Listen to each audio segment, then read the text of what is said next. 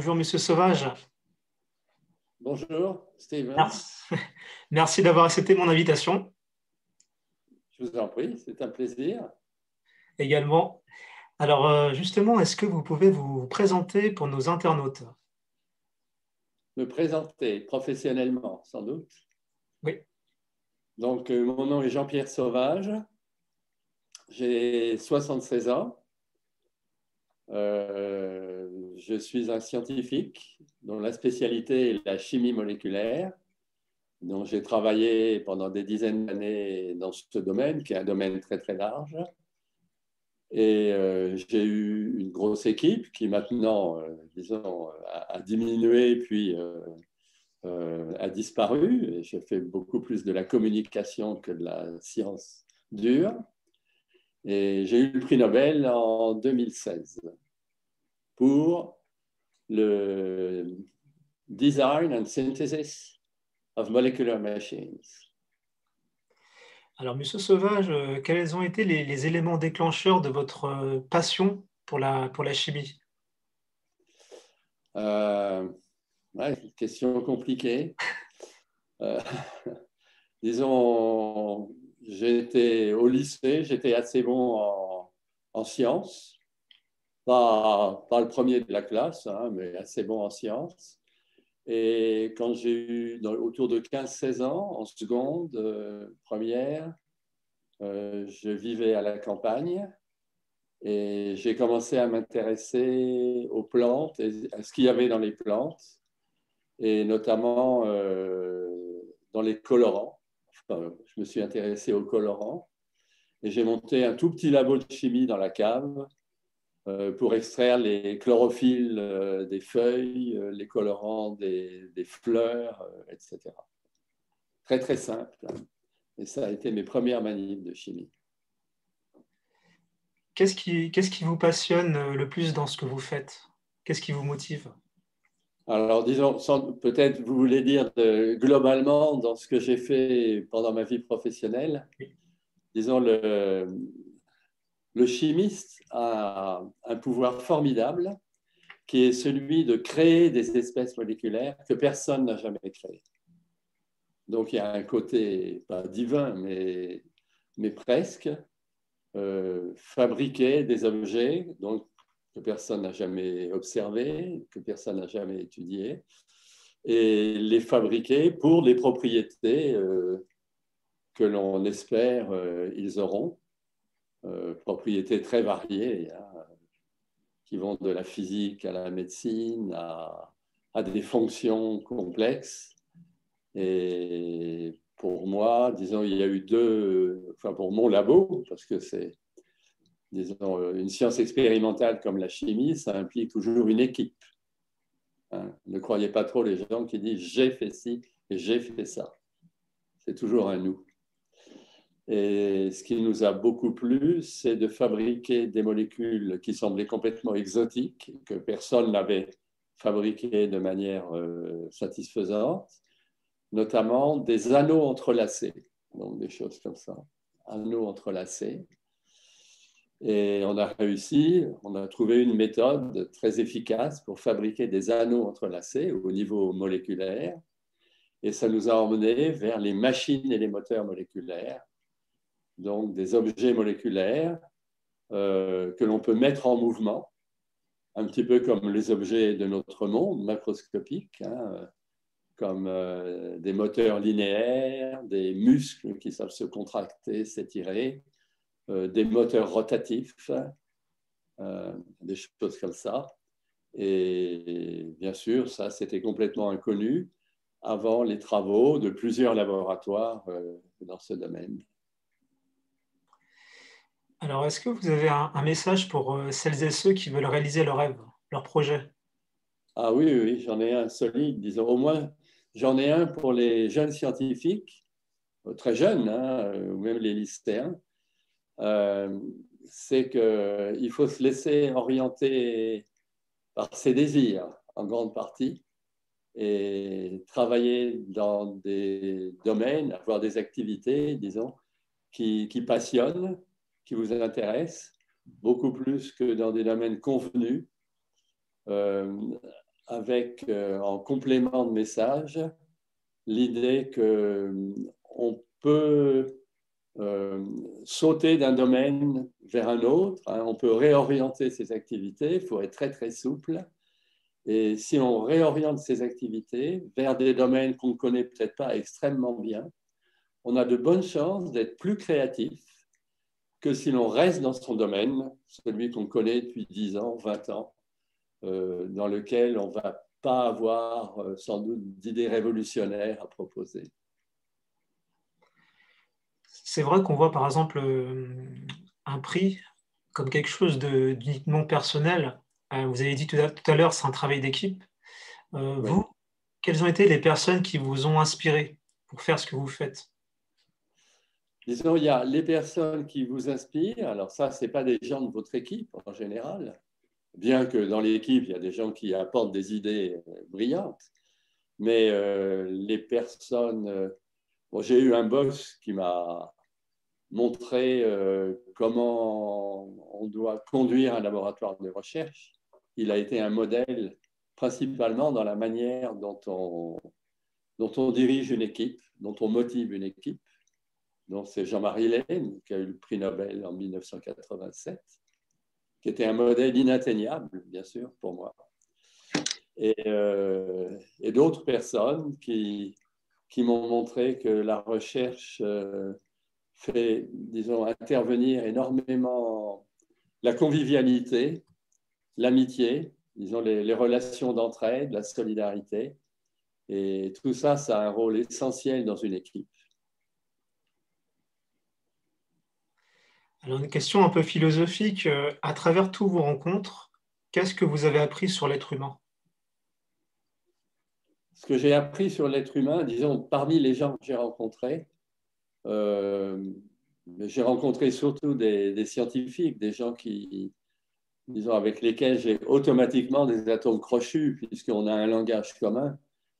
J'ai rencontré des gens qui sont très curieux, très enthousiastes. J'en ai aussi rencontré beaucoup qui le sont moins, bien sûr, qui ont un peu perdu leurs illusions ou qui sont découragés, parce que la recherche scientifique peut décourager les gens si ça ne marche pas aussi bien qu'on l'a espéré pendant des années et des années. Mais je retiens surtout ceux qui ont vraiment gardé l'enthousiasme pour la science et la curiosité. Alors, y a-t-il une anecdote qui vous a marqué, touché, transformé au cours de votre carrière? Une anecdote, là vous me prenez à froid comme ça. C'est jamais facile, cette question. Pas facile, oui. Non, disons, je lis beaucoup de la littérature scientifique et il y a des anecdotes de la littérature scientifique qui m'ont frappé, qui m'ont ébloui. Et je peux vous en raconter une, peut-être. Oui. C'est une anecdote, enfin, elle est réelle. Hein. C'est l'invention d'une molécule qui a été et qui continue à être l'une des molécules les plus puissantes pour guérir certains cancers. Et ces molécules, disons, leur famille générique s'appelle le cis-platine. Peut-être que vous avez entendu parler du cis-platine, qui est vraiment très, très utilisé en chimiothérapie et qui a permis de guérir, aujourd'hui, de guérir certains cancers avec un taux de guérison de 95%. Et cette molécule a été découverte complètement par hasard par un biologiste américain qui s'appelle Barnett Rosenberg. Et ce monsieur Rosenberg était farfelu, ce qui est toujours bon. Hein. Et il était farfelu et il s'est dit, on va regarder comment les bactéries se développent dans un champ électrique. Personne n'avait regardé ça, ça paraît vraiment bizarre comme problème. Donc il a pris des bactéries, il les a mises dans un champ électrique entre deux électrodes, un plus, une électrode positive, une électrode négative, et il a regardé comment se comportaient ces cellules. Donc Escherichia coli, une bactérie extrêmement classique. Et il a été ahuri de voir que la bactérie arrête de se multiplier, arrête de se reproduire, mais grandit, enfin fait des choses complètement bizarres. Alors il en a conclu qu'un champ électrique avait un effet puissant sur la multiplication des bactéries, que ça inhibait les bactéries, la multiplication des bactéries. Et en fait, c'était complètement faux. Ça a été analysé ensuite. Ce n'était pas du tout le champ électrique. C'était les deux électrodes, le plus et le moins, qui étaient en platine et qui se dissolvaient un tout petit peu, de toute petite quantité, dans le milieu dans lequel étaient les bactéries. Et ça conduisait à 7 molécules, le 6-platine. Ils ont mis au moins 2 ans à découvrir que ce n'était pas le champ électrique, mais que c'était cette molécule qui modifiait la reproduction des bactéries. Ils se sont dit, si ça inhibe la reproduction des bactéries, peut-être que ça peut inhiber la reproduction des cellules malignes, des cellules cancéreuses. Et c'est exactement ce qui s'est passé. Donc, ils ont pris des souris dans lesquelles ils avaient implanté des tumeurs solides. Ils les ont traitées avec ce cisplatine et ils ont vu que les tumeurs régressaient en quelques temps et que d'ailleurs les souris ne récidivaient pas. Et très vite, c'est passé dans le domaine médical. Ça a été très, très vite aux États-Unis. Et ça a certainement sauvé des milliers, centaines de milliers de gens, millions de gens, notamment le cancer testiculaire était un tueur absolu, disons jusqu'au milieu des années 70. Et grâce à cette molécule, aujourd'hui, il est guéri à 90-95%. Ce n'est pas le seul cancer qui est sensible à ces molécules. Donc voilà, je trouve une belle anecdote qui démontre qu'on peut trouver des choses complètement par accident. Et donc, il ne faut pas négliger les accidents. Il ne faut pas jeter, disons, aux ordures des observations surprenantes qui déconcertent. Il faut essayer de creuser et de comprendre. Alors actuellement, avec toute votre expérience, est-ce que vous avez un projet ou des projets que vous travaillez actuellement? J'ai fini de faire de la recherche active ou proactive. À 76 ans, disons, on peut prendre un peu de recul. Et le prix Nobel m'a aussi forcé à changer mon mode de vie, à devenir beaucoup plus un communicant, à voyager, à convaincre les gens et les jeunes en particulier que la science, c'est essentiel, qu'on peut être passionné pour la science. Donc, je me suis beaucoup plus exposé à des interactions comme ça avec les gens. Une molécule, question naïve, hein, est-ce qu'une molécule, est-ce que ça s'éteint ou sinon ça se transforme? Disons, une molécule, il faut fabriquer les molécules. Donc, il y a des techniques, ça c'est vraiment de la méthodologie, de la technique. On va fabriquer des molécules à partir de molécules très simples que l'on peut acheter dans le commerce. Et donc, on transforme ces molécules. Et ça peut durer très longtemps. On transforme une molécule très simple, je ne sais pas, l'acétone, disons, une molécule très simple, qu'on peut acheter par litre.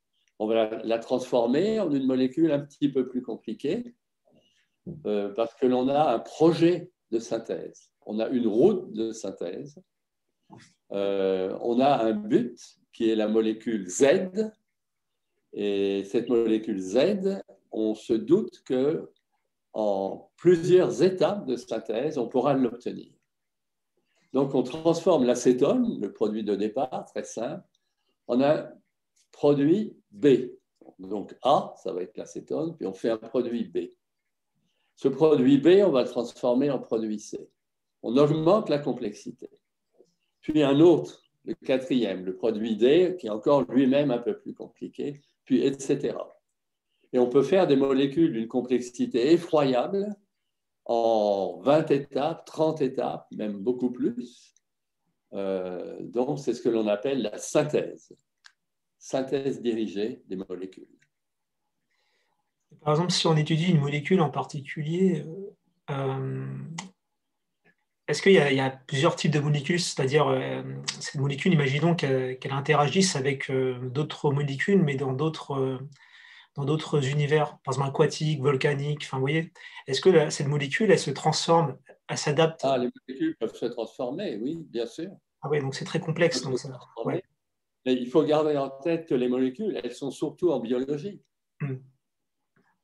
Vous et moi, on est un énorme paquet de molécules, de milliards de molécules. Certaines très simples, certaines plus complexes, certaines effroyablement complexes. Donc les molécules, elles sont avant tout dans la vie. La vie, c'est de la chimie, hein. C'est de la chimie moléculaire. Et à côté de ça, il y a la chimie moléculaire de synthèse, donc celle qui concerne les molécules artificielles, et les deux sont souvent très liés. C'est-à-dire qu'il y a des molécules artificielles qui vont être utilisées pour guérir, pour soigner. Donc ça, c'est toute la pharmacochimie, toute la chimie en médecine.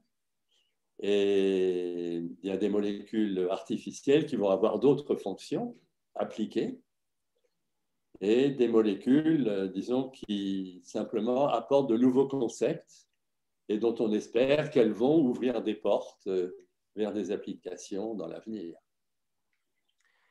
Alors pour finir, est-ce que vous avez un message pour les personnes, celles et ceux qui ont fait de vous ce que vous êtes? Les gens qui ont fait de moi ce que je suis, c'est dur comme question. Disons, ça dépend des stades de votre vie. Disons, ma famille, sans vraiment le vouloir, a fait de moi ce que je suis devenu. Mais sans doute que le plus important, c'est à un certain âge, disons, vous rencontrez des gens, plutôt à partir de 20 ans, vous rencontrez des gens, des amis, garçons et filles, qui vont avoir beaucoup d'influence sur vous. Et ensuite, quand vous êtes étudiant, il y a des gens que vous admirez qui vont aussi avoir beaucoup d'influence, sans même le savoir d'ailleurs, très souvent. Et à partir du moment où vous devenez un scientifique qui commence à prendre un peu de responsabilité, tous les membres de votre équipe vont avoir beaucoup d'influence sur vous. C'est eux qui déterminent la manière dont l'équipe va travailler, dont l'équipe va être ou non efficace, dont l'équipe va se relever après un échec. Donc, quand je dis que c'est un travail d'équipe, c'est vraiment très, très sincère. C'est un travail d'équipe. Tout le monde est sur le même bateau, pas à faire les mêmes choses, pas avec les mêmes fonctions, mais le bateau est le même pour tout le monde. Super. Sur ce, Monsieur Sauvage, merci infiniment pour votre temps et partage. Et puis continuez à transmettre. Très bien, je vous en prie.